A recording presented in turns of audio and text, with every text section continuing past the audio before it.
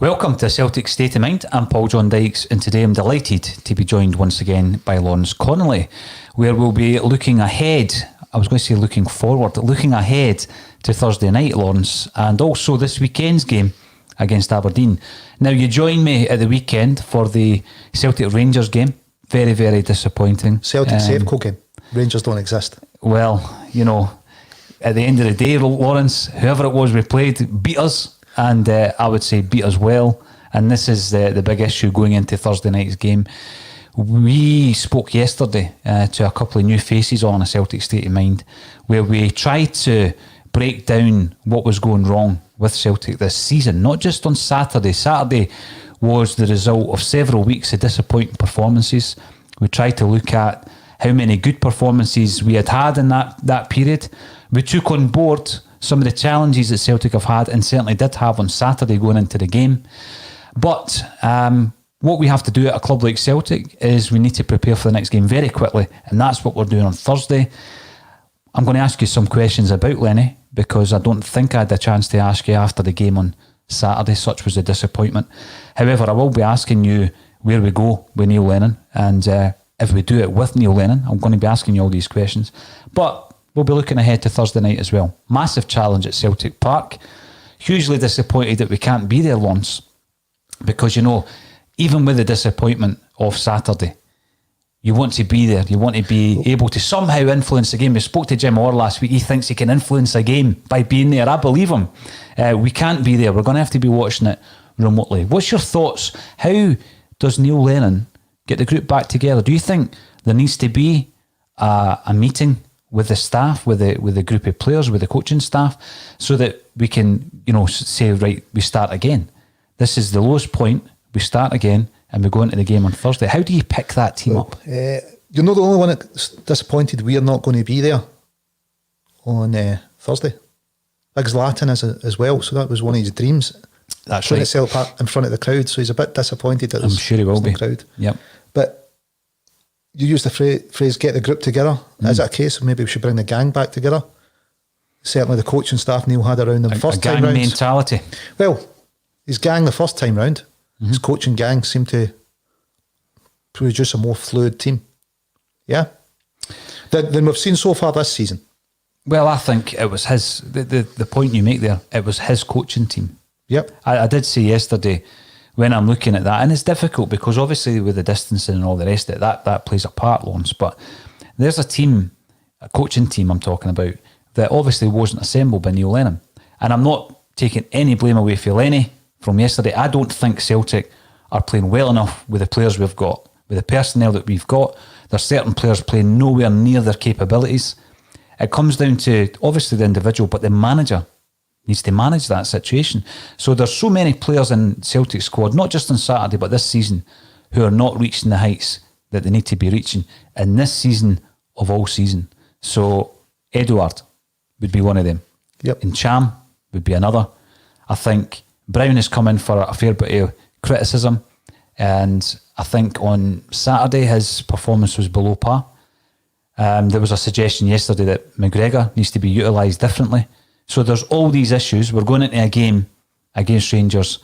I'm not going to say it was a threadbare squad, because you look at that bench and there was plenty of options on the bench, yet we've not used them at the right times. So what do you do after such a monumental defeat? This early in the season, I'm calling it monumental because we don't know if the season's going to end. It will end, but we might not have played all the games. What do you do? Do you have that meeting? Do you try and ensure that we're all pulling in the same direction? Let's be honest, Celtic should be having that meeting after every game. I know I work in the results business. I'm sure other people out there work in the results business, and certainly every week we will look back and go, right, what have we done well, what have we done badly this week? So I think that's happening after every game with Celtic. They're doing a video analysis, that it should be if they're using any kind of modern coaching methods. No, I'm sure that will be happening as per normal routine. Lawrence, what do you think? You said there what went well, what didn't go well. What do you think went well on Saturday? Well, Welsh done all right. You know, I stood up for him. I did stand up for his performance. I did think I was shocked that he was in the starting lineup, but that wasn't any disrespect to Stephen Welsh. I said that I thought he played really well, and people scoffed at that. I can remember 3 occasions specifically where he's intercepted dangerous balls into the box. He's been the guy that took control of that on 3 occasions. Three interceptions. Comes and wins his headers early. You know, he was commanding in the air, which we thought we didn't have a commanding centre half in there. That's why we brought Duffy in. You know, I think he had one mistake in the second half where he pushed up. Him and Frimpong got caught too close to each other, lost the ball, and they got a break down the left. But I thought, all in all, Welsh played well. Diego, you can tell he's a player. You could tell it was also his first time playing with the rest of the team. You know, it was a bit disjointed at times, but you can tell he's a footballer. So, I think any other positives over those two? I think that's about it for positives. I don't think there were any beyond that. I've spoken about Welsh. I says, yeah, good performance. It'll do him the world of good, actually, I think. Like Salt, again, I think he can do more, but in terms of a first appearance, I thought he did fairly well, although he wasn't getting in behind anybody because he wasn't getting the service.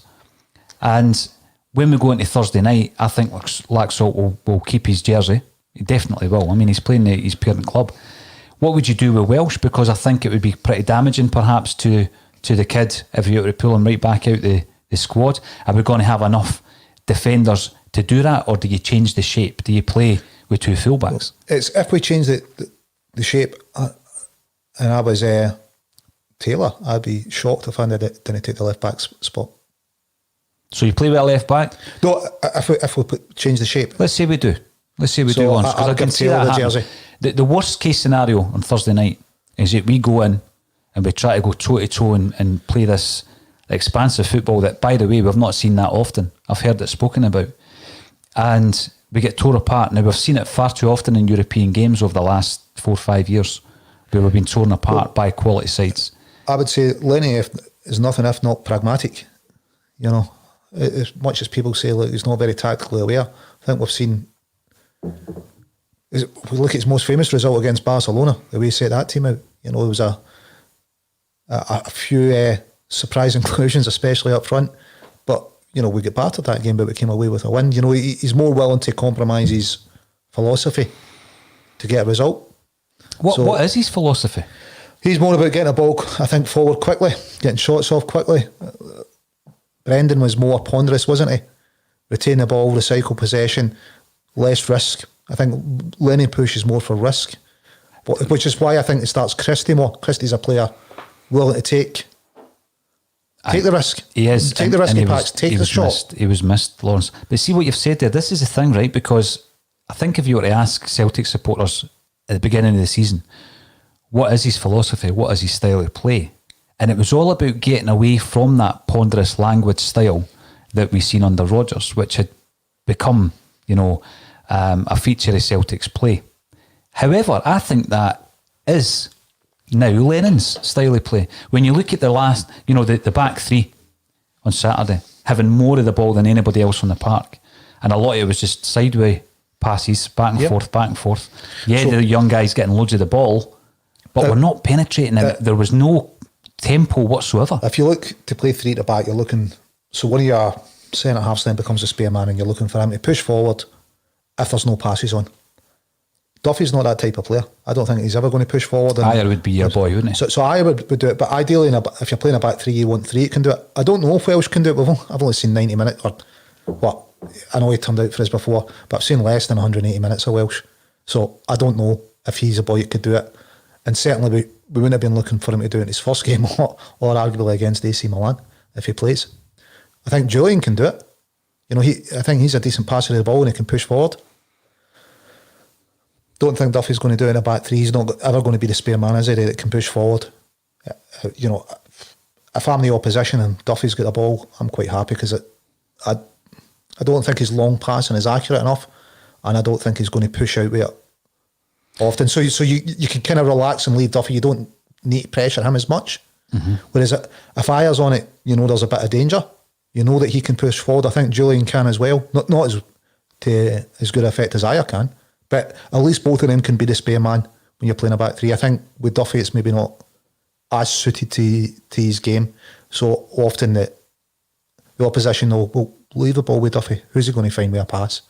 One of the other centre halves then will pressure them, or will cover them before he goes to play the pass. I think against AC, I think Lennon will stick with 5 at the back, but I think he might actually give Taylor a shout, because I think he's going to know we're going to be under the cosh more. So who's on the right for you then?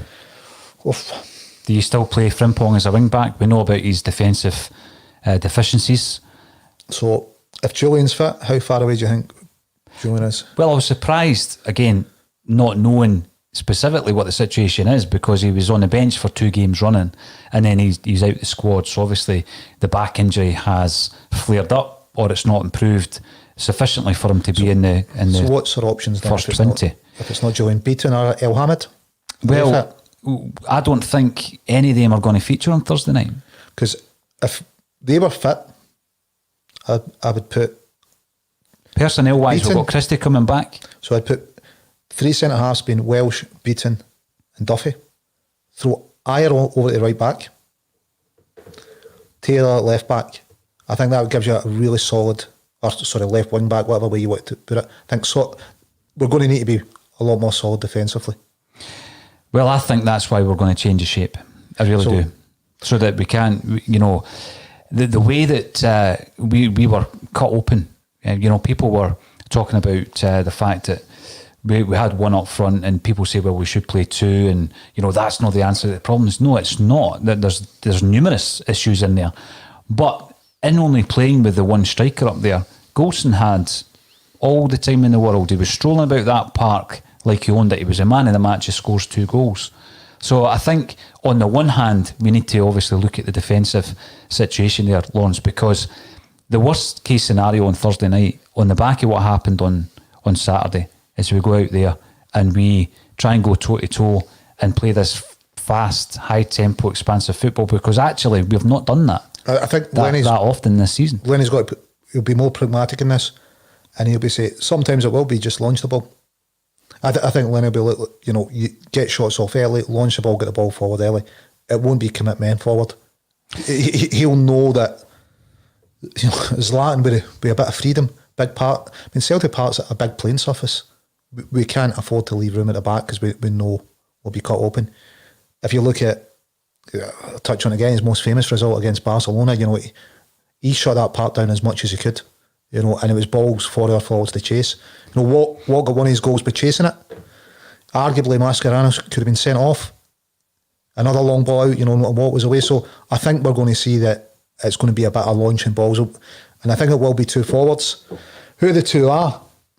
I think we know Griff and Ayeti aren't fit, yeah? How close they are, I don't know. But I would have started on Saturday, and Kevin Tate and yourself saw my team beforehand. I would have started with the unfit players first and get what you can out of them, rather than wait until later, bring them on, because what happens if their injury flares up? Where do you go then? We know they're not fit. Get what you can out of them. So I would start with Ayeti and Griff. And then, Klimala's quick. Is he as quick as Tony Watt? Who knows? But you're looking back, you're going back 8 years to a time where I look at that squad that Lenny assembled back then, and I compare it to the squad that he has at his disposal now. And I keep saying this, the squad of players that Neil Lennon has at his disposal is quality. It's a quality squad of players. Yep. My concern is that he's not getting a tune out of them. This is the issue. Now, the lineup on Thursday night, I know that we were disappointed against Ferencvaros. What happened against Motherwell the following week is he played the same lineup. So the criticism was, you're not playing with a striker, Lenny, but he picked the exact same team. He only changed it at half time, and it was only then that we started to click into gear. I think that if Lenny's got a fault, well, we've all got faults, haven't we? So let's assume Lenny has a fault, at least one. I would say it is his loyalty. He's too loyal to players. He gives them, and it's maybe why he makes his subs late in the game. I think at half time he's saying, look, you're not playing well, and rather than hooking them, he tries to give them the opportunity to redeem themselves. And I think that's why he makes late subs. I think he's too loyal to players, which works for him sometimes. I mean, a lot of other managers would have had Griff out the door. It's worked for Lenny keeping him. Showing that loyalty, showing that understanding. Some managers don't show it. I think Lenny shows it, and at times I think he shows it too much. He is too loyal to certain players. We'll have a look at a lot of the comments that are coming through, because the broadcasts, obviously, since Saturday, actually on Friday night, have been very popular, because Celtic fans are unhappy at the moment. And you can understand why. The performances this season have not been good enough on a consistent basis. And I know that we haven't dropped many points, but we've dropped enough to be sitting 4 points behind Rangers in second place at the moment. So if we look at Julien's out for Thursday night. So Julien's not going to be in the starting lineup and not on the bench. So, I mean, that seems to be a reoccurring back injury, that it seemed as though he had gained some kind of form of fitness, because he was on the bench a couple of times, Lawrence. And we did speak about that against Sarajevo. You know, if we get an injury in the first 5 minutes, we're going to have to call on Julian. So he needs to be fit. We got the injury, and, you know, we actually brought on El Hamid. So he's not going to feature on Thursday night. So the big question for me, as well as the forwards, is how do we actually set up at the back? Because if he starts with the 3 centre halves, it's going to be the same 3 that started on Saturday. Would you be happy with that going into the game against AC Milan? I think it gives you a problem at right wing back then, because I suppose Saturday was maybe Frimpong's best defensive performance. The only problem is he gave us nothing going forward, which is why he's generally in the team. He's generally exciting to watch, and generally will beat a man. Statistically, when you look at his stats, they're not as impressive in Taylor in terms of assists. So the same three centre backs. Welsh didn't put a foot wrong. First goal, Ayer passes Goldson onto Duffy. Duffy acknowledges it, then loses him, then steps back early and plays him onside. But I think Duffy's come out on Instagram or social media or whatever, and he said that, you know, I think he feels he's got a point to prove. I think he does as well. Yeah, and I think everybody does after that mistake. We were screaming for Shane Duffy to sign. He was the answer to all our defensive woes. He's come in, he's scored a couple of early goals. I know that, you know, that he's played a lot of football in a short space of time compared to hardly any football for several months, and that included the international break where he's played 3 games in a week. And but when challenged there on Saturday, I actually thought he had a poor game. That goals change games. Certainly was at fault for the first goal, and he's admitted that himself. You'd be looking for more. It's to drop back and break the line. He's the guy that should be shouting and telling people to hold the line. And you know, he's the most experienced defender we've got. He's a professional footballer, an international captain. Not to know how to hold your line, you know, in any game, never mind that game, it's a criminal mistake. But all I would expect from Duffy, you've already said he's not the ball playing centre half, you know, of the league, say Ayer, and even Julian to a point, because Julian's distribution for the largest part is excellent. You know, some of the balls he played just day one of the season against Hamilton when he sets up the opener. But all I would be expecting from Duffy is to organise that side. He's your captain at the back. Organise your defence. Make sure that everything that comes in is won in the air, probably by himself, and then you play it either to your Ayer or to your right to Frimpong or to your left to Laxalt. You play it to the ball players, because so far too often has Duffy put his foot in the ball, looked up and just pinged the ball right out the park. You know, he's getting a lot of the ball, but, you know, the distribution's not there. He's not a ball player. He's there for other reasons. If I'm the opposition manager, I'm going to give Duffy the ball. Let him have it. Who's it going to pick out? You know, we know he doesn't have that in his locker consistently. You know, he'd pick out more players than I ever would, or you ever would, because I've seen you play, but he's not going to pick out more than Ayer or Julian. You know, if Duffy can marshal that defence, that's what you want, isn't it? And see if we switch to a 4, how's this for a 4? Play Taylor, Duffy, Welsh, Ayer. Ayer at right back. Yep. Well, I think he's a lot more solid than Frimpong's going to be. We're going to need to be solid. Then you can have Frimpong in front of him.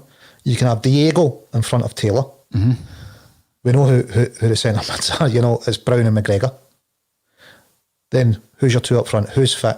What's your options? Christie and Griff? Well, Christie will be fit.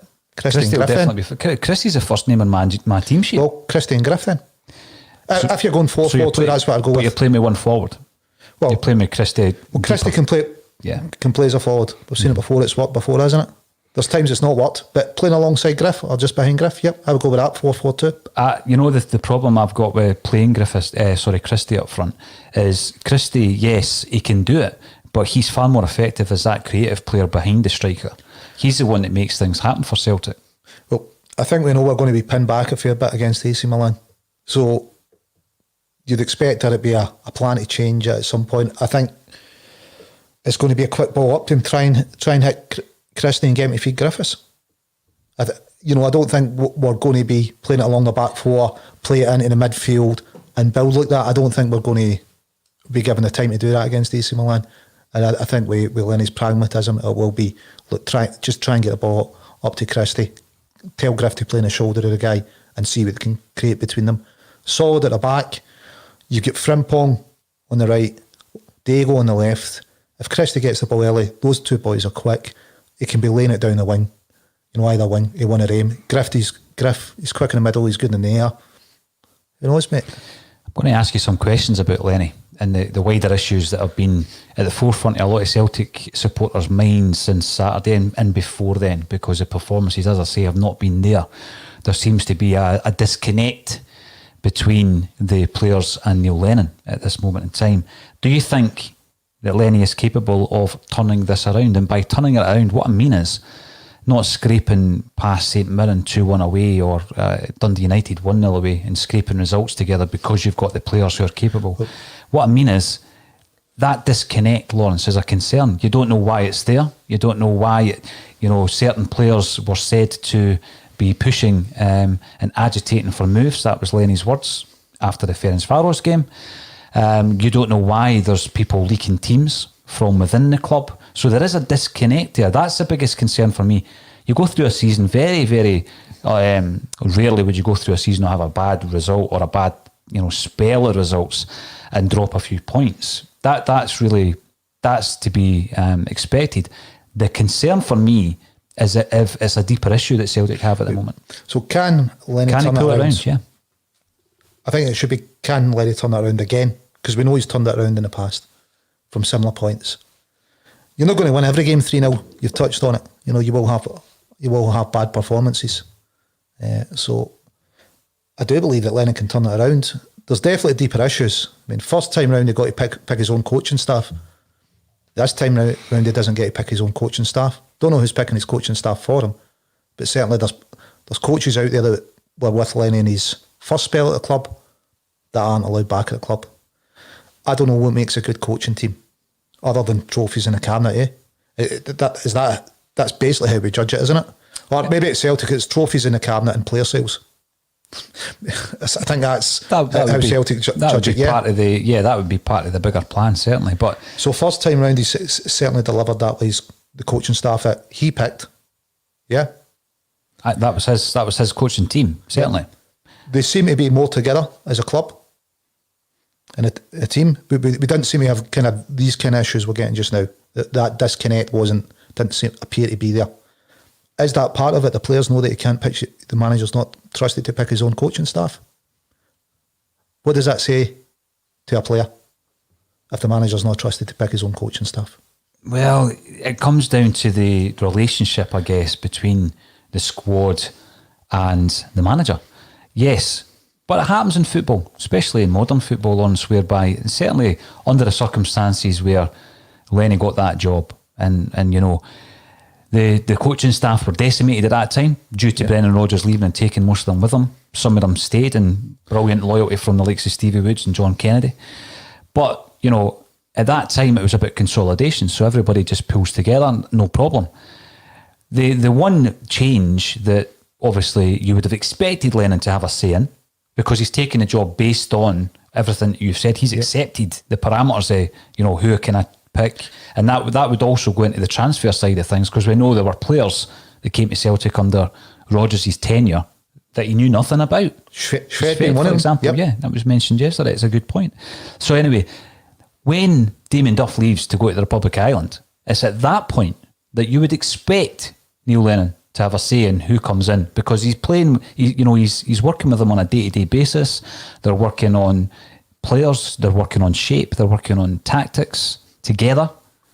So yeah, you would expect at that stage. Whether or not that was the case with Gavin Strachan, I can't be sure because I don't have that information. I would be hugely surprised at the size of a club of Celtic that the manager doesn't have a say in it. If he doesn't have a say in it, then there might be a disconnect. Or it might work absolutely brilliantly depending on the personnel that you're working with. The clubs that normally do it have a director of football. Yeah? We don't have a director of football. Are you sure? So, well, I don't know anyone with the title of Celtic Director of Football. There's a lot of speculation there may be someone acting as a director of football, which is different from having a director of football. I think we all know Lenny would love Tomo back, and that's just not happening. Whether or not he had I'm not saying he's got no input, but surely it should be his choice who his coaching staff is. I can see, there's the argument Celtic going, well, we don't want another manager walking out and taking all the staff again and be back at square one.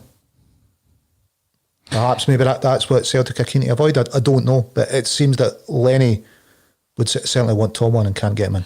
But then Tomo wasn't at Bolton or Hibs. Yep. When we all know the issue between Thompson coming back is some kind of issue between Thompson and Peter Lawwell. I mean, that's come from Thompson himself on his social media channels.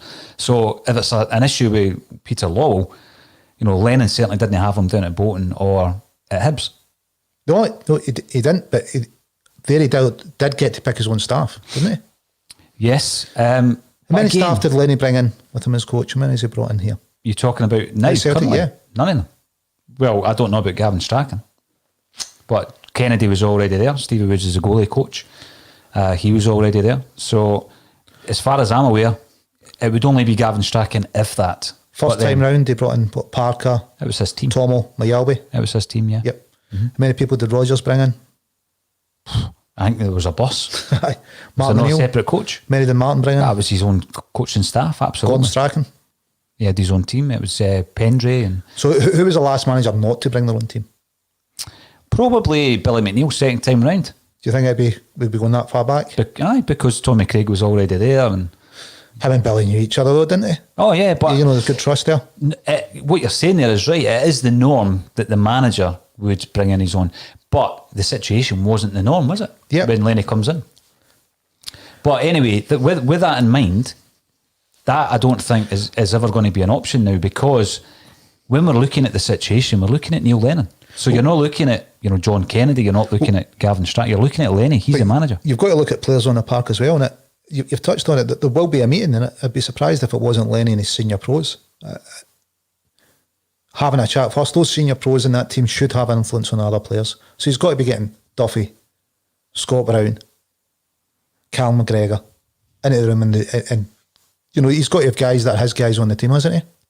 The younger guys that maybe aren't performing, I don't know what's been going on with Eddie this season, or players that are wanting away, that there needs to be I think Lenny showed his frustration, and I'm not too sure he should have done it in camera. If they want away, they should just go.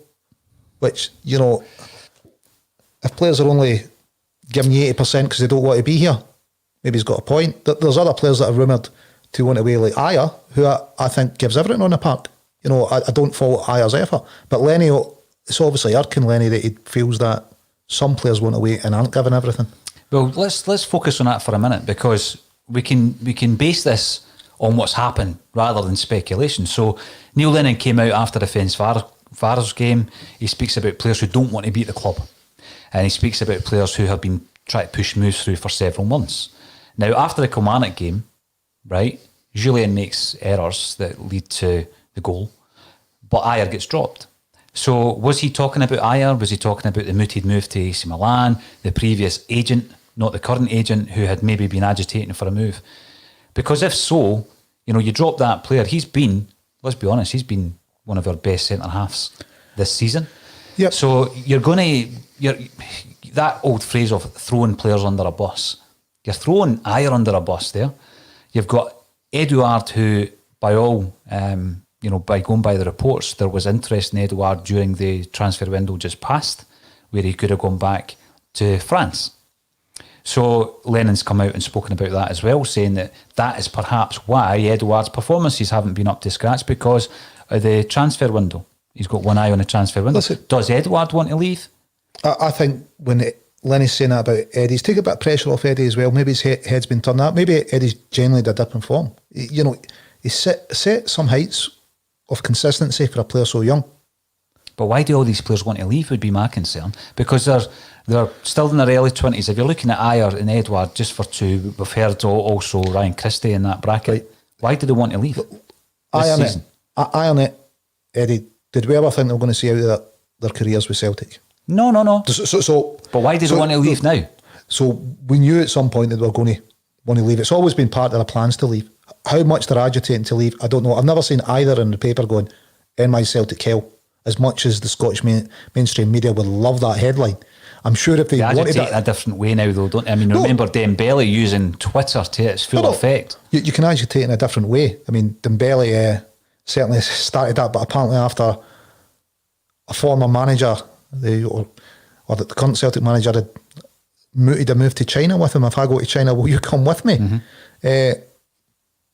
If your manager's doing that, what do you expect your players to be doing? Going, my manager's, he's talking about going to China, and I've got to appear to be 100% loyal. I think that's a different situation. I mentioned this yesterday, Lawrence. You know, this 10 in a row bid that we are in the throes of at the moment, it may well be in jeopardy if this continues. I mean, this week here, let's talk about, AC Milan, Aberdeen. If we don't get a victory against Aberdeen. Well, it's the two games against Aberdeen, isn't it? Forget AC. No, you can't forget AC. No, it's the European game. The two main games against Aberdeen. One's to keep us on track for a fourth treble in a row. Just remember where Celtic are, because I know you supported them. Kind of trebles were a rare thing. So 3 wins in a row was a good thing back then. Yeah, but let's not go into the territory of the 90s. If we win the next three, we'll all be over them in AC Milan and Aberdeen. But yeah, we've got to beat Aberdeen in the league, haven't we? And we've got to beat them in the Scottish Cup semi.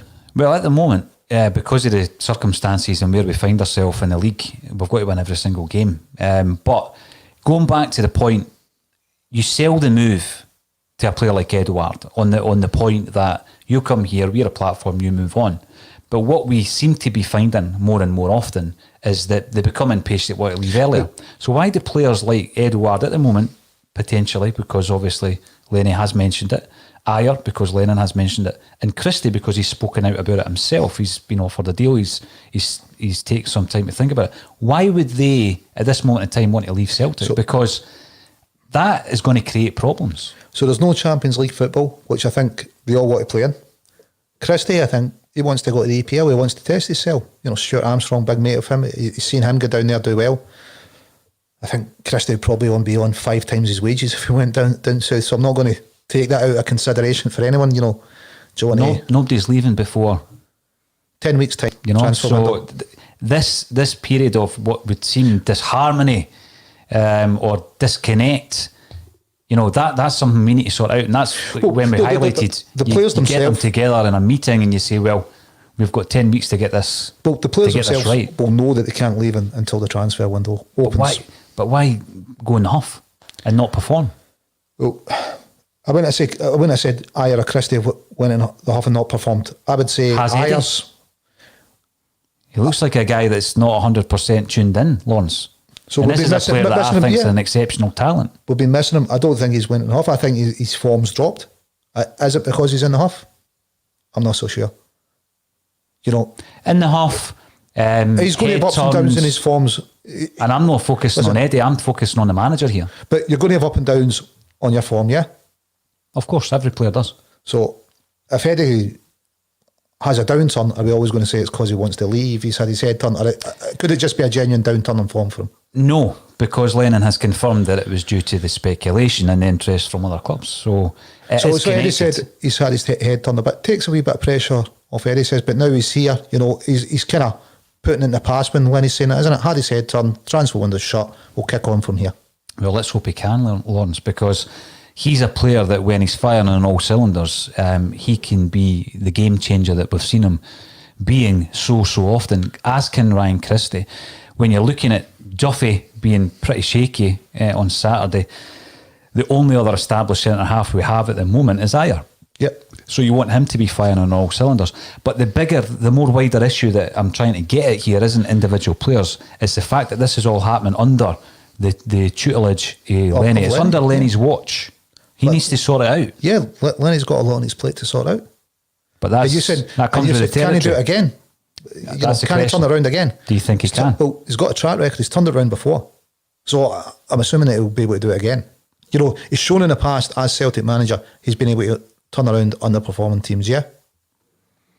Underperforming sides. Well, were we underperforming this time in December last year? Well, in the past, when did he start? First came in as Celtic manager, taking over from Mowbray. He did. Did he get a tune out of the team? Well, he did, but I mean, he didn't win anything obviously in the first season. You go into the second season, he failed to win the league that season as well.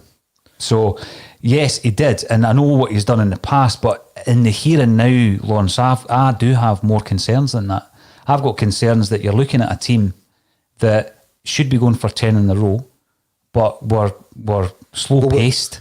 we had no invention, no creativity on Saturday.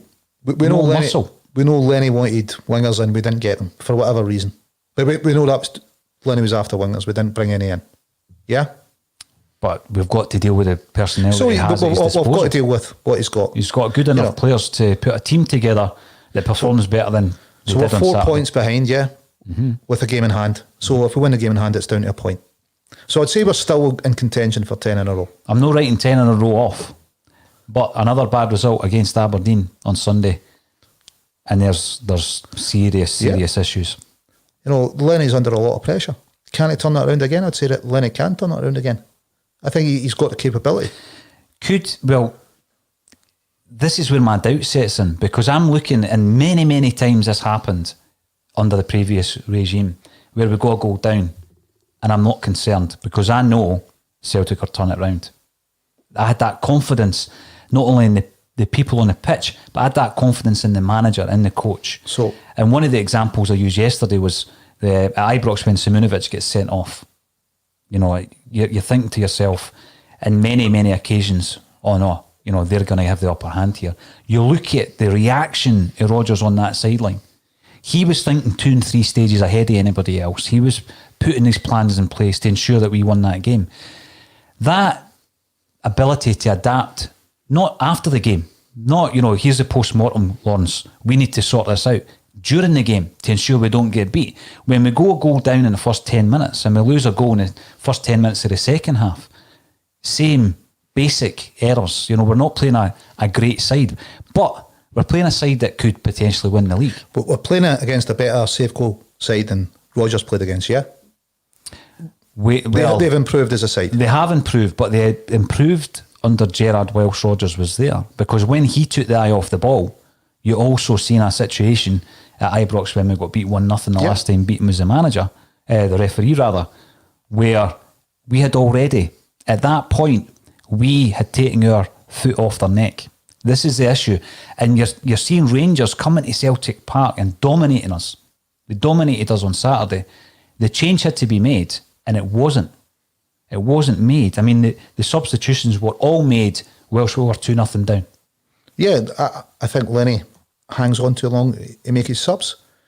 We've got, twice before we went behind in games this season, and come back and won them in the league. Yeah, but you're looking at the game against St Mirren. Yep. 2-1 at Paisley. It was far from convincing. The guy that turned it around for us is injured for a medium term, and he's an influential player. He would have been playing on Saturday, and James Forrest would have been playing on Saturday. Oh, he's one of your first names in the team sheet if he's fit, isn't he? He is for me. I know that a lot of fans give him flack, but he certainly is for me. And he is a senior pro at Celtic Park. So it's players like Forrest, even though he's maybe not playing, who has an influence. And who's your top 5 goal threats at Celtic Park? Eddie, Forrest, Ayete, Griffiths, Christie, Forrest. So Forrest was injured. Mm-hmm. Yeah, Christie was out because of Corona, although Tierney could play down south. We knew Eddie was out because of injury, and we knew Ayete and Griff were coming back for injury. So you had issues with all 5. 3 of them weren't available, and 2 of them coming back for injury, starting on the bench. So, but why start them on the bench though? If your main goal threat. It's the football argument, isn't it? Do you start somebody coming back for injury on the bench and try and get 15 minutes at the end out of them, or do you put them on at the beginning, knowing they won't last the full game. For me, I'd be in favour of putting them on at the beginning and getting everything you can out of them. Because who's to say that if you bring them on as a sub, they don't break down again? You know, we don't know how far away from fitness they are, but we know they weren't fit enough to start. But for me, I would say, look, especially somebody like Griff, I'd be like, look, Griff, give us what you can that first half. And if you can still go, you know, you'll start second half. If you can't, then you've got Paddy to bring on. But I would always rather start with the two on than bring them off the bench. Because Klimala and Mo Elanusi, you know, he's went for a lot of money in his career. What have we seen at Celtic of him? 10 minutes against Ross County this season. When he first came in, we played him left wing. He had a few good games. Is he looking like he played well until he played well until he was injured, and then he was rushed back in the League Cup final again? Bad management. Is he looking like a £10 million player? At this moment in time, no. When did he last look like a £10 million player? Last season. I was delighted when we brought him back in for another season. I've got to say, I think he's got some real quality. Why is he not? Why are all these players off form? It normally happens to one or two players at a time. There's a number of players at the moment, Lawrence, who are all off form. And that, for me, points at a deeper issue.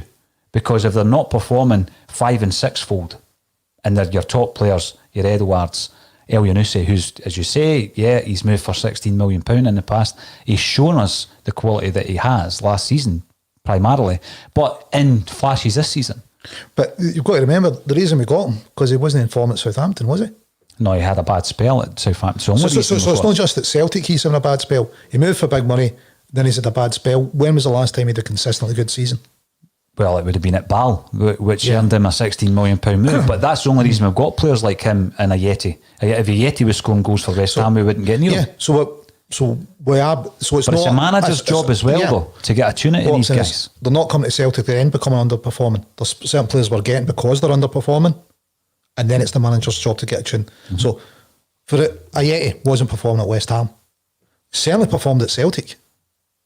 So are we going to give Lenny credit for that? Because he was certainly underperforming at West Ham for the little time he played. I've given Lenny loads of credit. No, but I'm saying, so we'll give Lenny credit for that. For Ayeti. Yeah. Especially if it was his player that he identified as coming to the club. In. So we know the manager can do it. Why are so many people underperforming? But we are a club that's brought underperforming players to us, hoping that we can turn them around. You know, Duffy wasn't brought here because he was performing well for Brighton. He wasn't playing. Aye. Again, you know, if you're going to buy a player from the English league, he's either going to be a young project, i.e. Frimpong, or he's going to be a player who's not going to game. You know, we're not going to buy a player who's in the top 11. 100%. I've asked you, is Lenny capable of turning it around? Do you believe he is? Yep. He's done it in the past. Mm-hmm. If nothing else, Lenny's shown he's done it in the past. I'm going to ask you now, and this is again very much cliched in football terms, but it's getting round to what I've been talking about. When there's a number of players, let's say 5 or 6, who aren't performing for the manager, and therefore for the team, has he lost a group of players? Has he lost the dressing room? There's a cliche. Well, we know that's happened before at Celtic Park under Ronnie. And Tony Mowbray. And under Tony, yep. Mm-hmm. But under Ronnie in particular, the senior pros just... down tools. Yep. Mm-hmm. And there's only one left in it, at the club that done that, yeah. The rest were moved on. And so it does happen. Everybody knows that happens in football. But as well as going, well, that's some of the manager's fault. Some of the players would need to look at themselves if they're down in teams on a manager, down in tools on a manager. Some of them have done it before. Actually, the one that's done it before, I don't think he's down in tools in this manager. No, neither do I, but it happens in modern football. Yeah, it's not just a cliche, he's lost the dressing room. What does that mean? Well, what it means is there's a group of players who don't play for you. Yeah, they know they're not going to get sacked. Yeah. You know, they know they're not going to get sacked. They're safe. They're safe. Safe as houses. They know they're still getting their wages. Now, what I don't want this, you know, we've heard it time and time again, normally leading up to a big game, where, there's an issue in the camp. We've heard it from the mainstream media. We're not saying that. What we're saying is there's a group of players not performing. Yeah, and Lenny needs to get the bottom of it and start, you know, looking to get performances out of it. Could it be that, I don't think we're helped that we brought players in late. You know, when did we make our signings? At the beginning of the transfer window? Towards the end? Well, that doesn't help us that you need some game time together. Strachan is the new coach, whether he's Lennon's man or not. He needs some time working with the players. When you've got 3 games a week, I don't know how much he can get done on the training pitch with him to work systems. I think Goldson's interview, he goes, "Oh, we've been working these systems for 3 years." I don't think Celtic have got players that can say, been working in these patterns of play or systems for 3 years. I don't think Celtic know what the pattern of play or the system is. This is the problem. The other issue is, as well, and I've taken a lot of the questions and we'll be returning to them in a second, Lawrence. Over the last few days and on social media, you get a good understanding of what the feeling is over a cross-section of Celtic supporters. And a lot of them have no confidence in the manager at the moment. Do you think he's lost the fan base? Do you think he's lost a section of the support? I think that he's definitely lost a section of the support. Whether rightly or wrongly, there seems to be a section of support. If Celtic lose a game, it's time to change the manager. I think we're going through an unprecedented period of success. His win rate since he came back second time round is, I think it's the best of any Celtic manager, is it not? It was sitting at 80% before above 80%, wasn't it? It was at 83. 80 point something, aye. So, it's an unprecedented level of success we're having as a club. It's 4 trebles we're going for, yeah? 5, potentially. Potentially 5, yeah. So, I think there's a section of the support that, feel entitled that they're going to win every game 3 or 4-0, and if we don't, the manager's terrible. It's like Mike Tyson's comment on social media the other day. People are more willing to kind of be critical, aren't they? Because there's no danger to them. They're more willing to disrespect people. I think Neil Lennon's achieved a lot in the game for Celtic. Oh, and 100%. I think he deserves. But there's an issue now. There's an issue just without doubt. But I think he does deserve the back, and I think he's earned the back in the Celtic spot. And I don't think rumours going out there. Maybe guys do have inside sources that saying, "Oh, he's lost the dressing room. Lenny doesn't care. He's trying to work his ticket." I don't think any of them are helping Celtic. That's just my opinion on it. But if you are the manager of Celtic Football Club, yeah, we get behind you. You're also going to be criticised. Yep. If you make a series of bad decisions, or your team, despite you saying it's 1 defeat, it's a number of performances that we're focusing on rather than just 1 defeat. And it was the nature of that defeat on Saturday. It was gutless. Yeah. That was a gutless performance by Celtic on Saturday. Now, Rangers, whether or not they're capable of continuing that throughout a season, that's up for debate, and that's what we'll see. What was the question after the New Year's game last season? Well, they lost the momentum. Celtic turned it around. But by the same manager. By the same manager. And it was much the same conversation as we're having just now, wasn't it? Well, there'd been poor performances by Celtic. Did we think there was a deeper issue, though? Well, there was poor performances by Celtic. I remember at the time people calling for Lenny to go. This is ridiculous, losing to them. Lawrence, and there's plenty of Celtic fans wanted Lenny to go after the Hearts Cup final when he got the job. I mean, that's always going to happen, right? It's going to happen at a club like Celtic. The last time I can remember any kind of harmony, like 100% harmony, was in the Invincible season when Rodgers came in a blaze of glory and we were pumping Rangers 5-1 and we were winning everything, right? So when we were winning everything in our path, which we still are, and I'll take your point, but I'm talking about the harmony, and I'm talking about the fact that, do we pull the rug from under our own feet?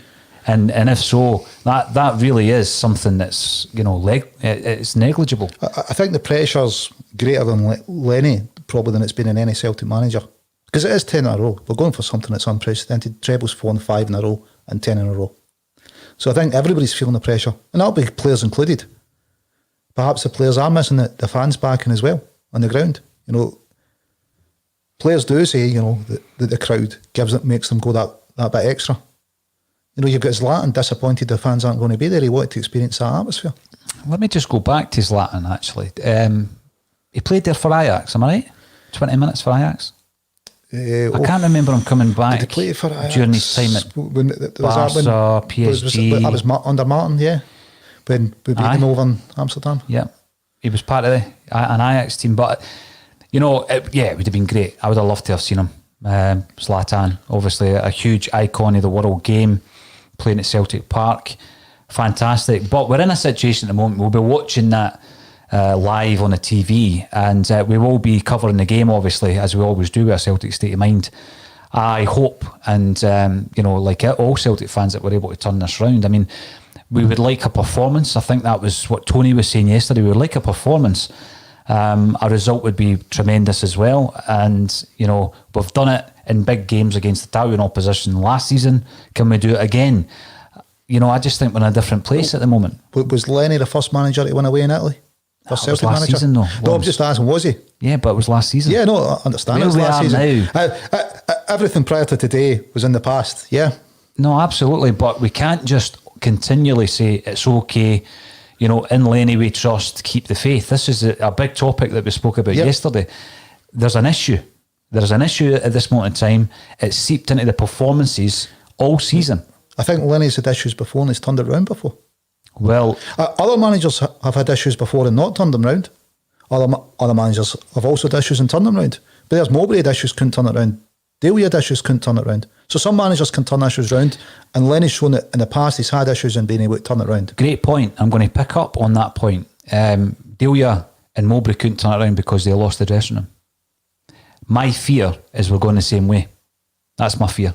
If you get a collection of 4, 5, 6 players, that's an influence in that dressing room, on that training pitch. An influence that couldn't even be broken by senior pros. Let's be honest, it's modern football now, Lawrence. And if somebody's making X amount of money and they want to go somewhere to double, treble or quadruple their wages, it doesn't matter to them if Scott Brown tells them, this is how you behave. So that, for me, the big issue is, Mowbray and Dyla left. That's because the players, famously in Dyla's case, lost faith in them. Is that happening here? Well, I don't see it from Ayer's performances. I don't see it from Christie's performances. And those are two of the players that run to one away. I don't see that either those have down tools. I think those guys try their heart out every game.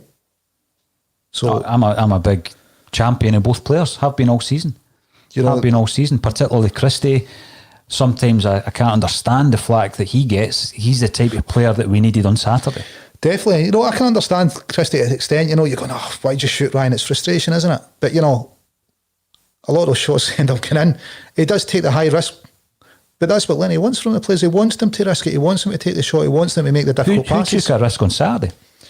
Tell me one occasion where somebody took a risk on Saturday. Well, we didn't have players willing to take the risk, did we? Was it pressure too much? Or going forward, our 5 main attacking threats went on the park. Or weren't fit. 2 of them come on and they were unfit.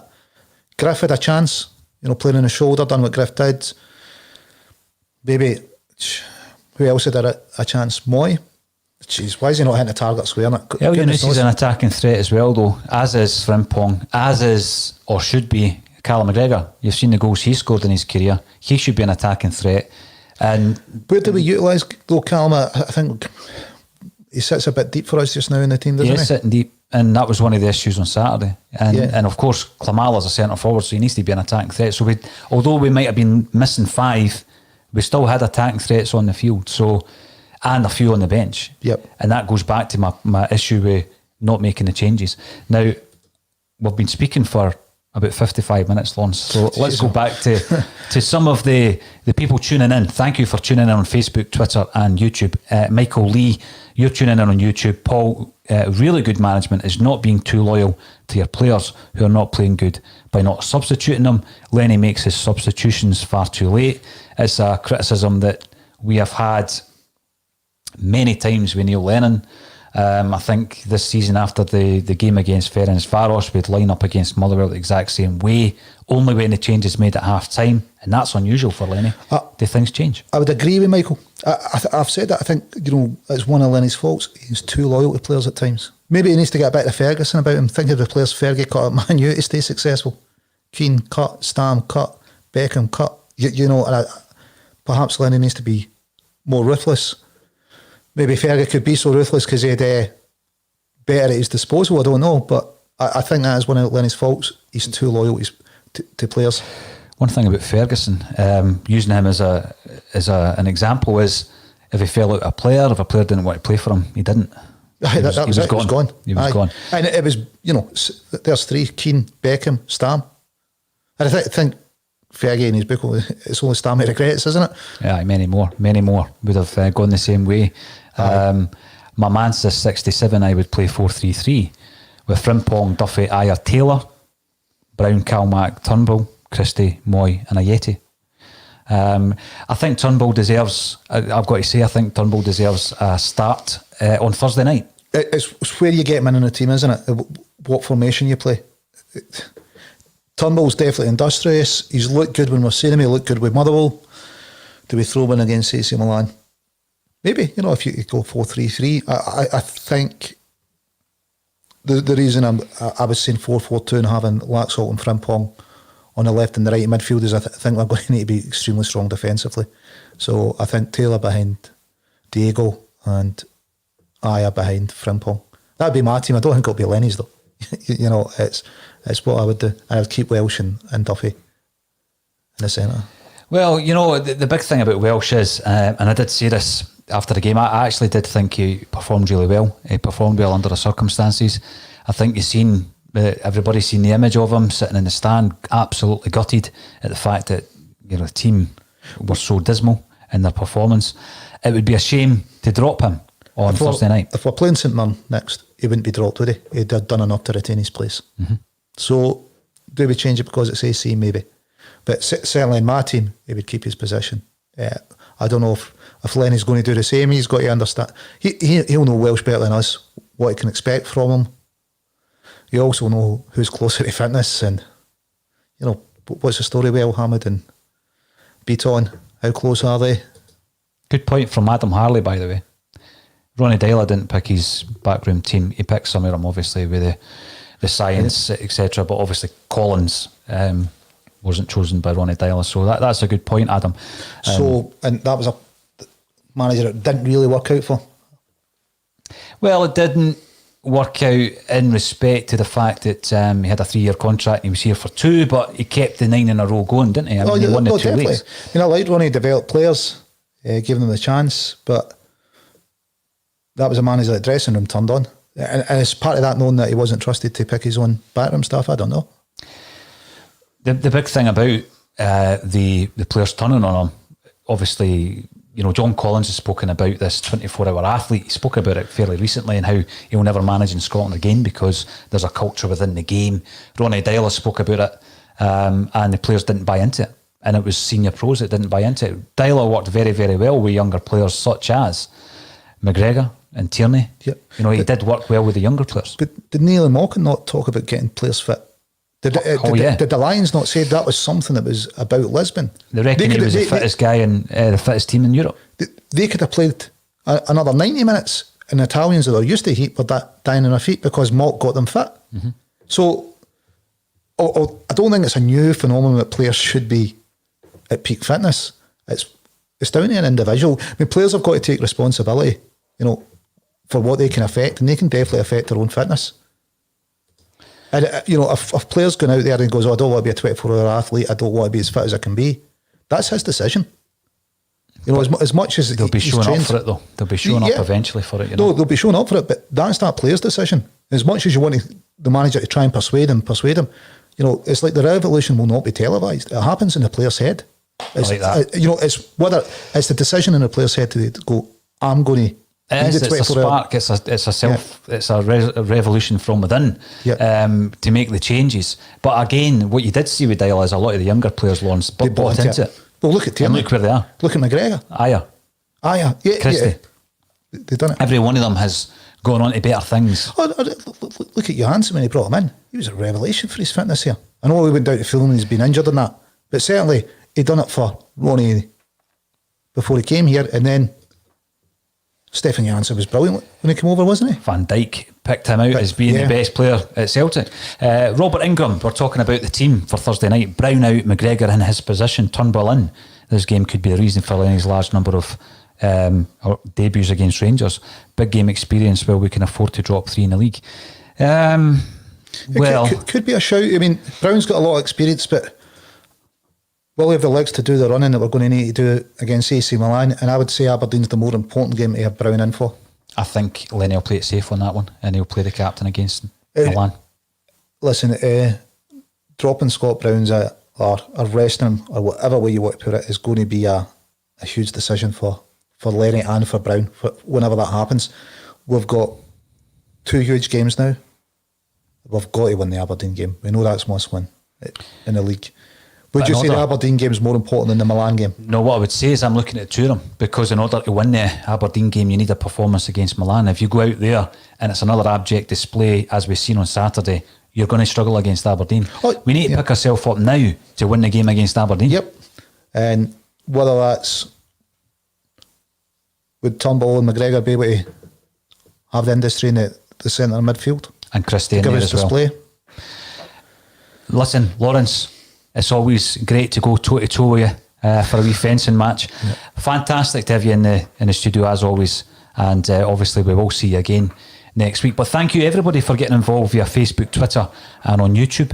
But all that's left for me to say, Lawrence, is thank you again for joining me on A Celtic State of Mind.